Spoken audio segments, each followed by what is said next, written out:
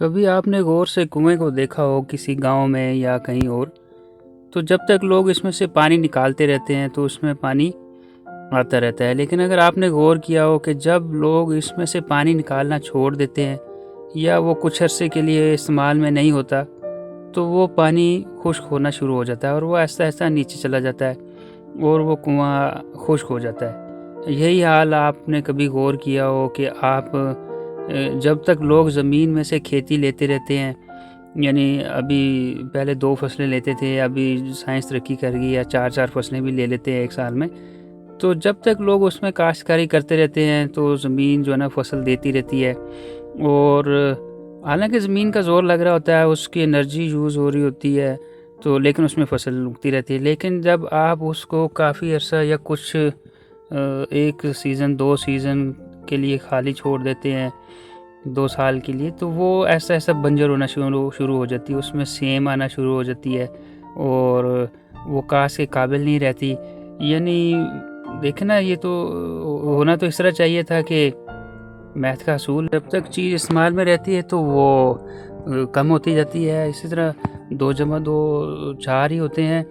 لیکن ادھر دیکھیں نا، ان دونوں مثالوں میں نے کنویں کی مثال دی ہے آپ کو یا زمین کی دی ہے، تو یہ بجائے بڑھنے کے، دیکھیں نا کنویں میں سے اگر لوگوں نے پانی نکالنا کم کیا تو وہ تو آٹومیٹک باہر آنا چاہیے تھا، لیکن وہ الٹا زیادہ ہونے کے وہ نیچے چلا جاتا ہے، الٹا کم ہونا شروع ہو جاتا ہے۔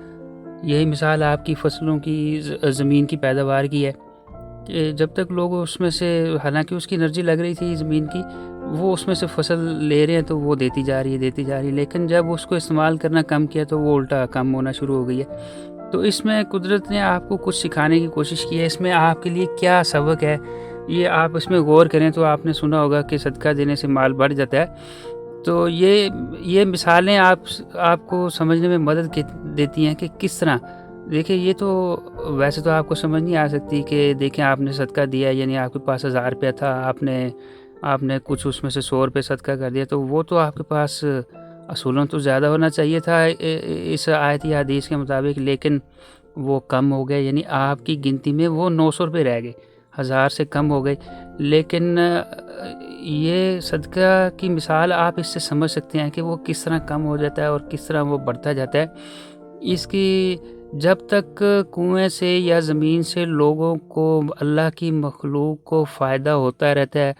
ان کو پانی ملتا رہتا ہے، ان کو فصل ملتی رہتی ہے، چرند پرند کھاتے ہیں، تو وہ اس میں اضافہ ہوتا رہتا ہے۔ لیکن جب اس میں سے لوگ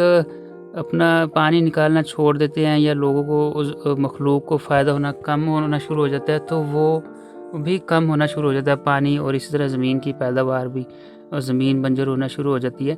اگر آپ کنویں میں پانی اکٹھا کرنا شروع کر دیں، بالکل اسی طرح جس طرح آپ صدقے کی مثال ہے، کنویں میں آپ پانی اکٹھا شروع کر دیں اور وہ بجائے زیادہ ہونے کے وہ کم ہونا شروع ہو جائے گا، اور اسی طرح اگر آپ فصل کو، اس کی انرجی کو یوز کرنا چھوڑ دیں تو وہ الٹا بنجر ہونا شروع ہو جائے گی۔ اسی طرح یہی صدقے کی آپ کی مثال ہے کہ آپ اگر اللہ کی راہ میں دیتے ہیں تو وہ اس سے آپ سمجھ سکتے ہیں کہ کس طرح آپ کا صدقہ دینے سے آپ کا مال بڑھ جاتا ہے، اور کس طرح وہ، آپ اگر اس کو اکٹھا کر کے رکھنا شروع کر دیں گے تو وہ بجائے بڑھنے کے الٹا کم ہونا شروع ہو جاتا ہے۔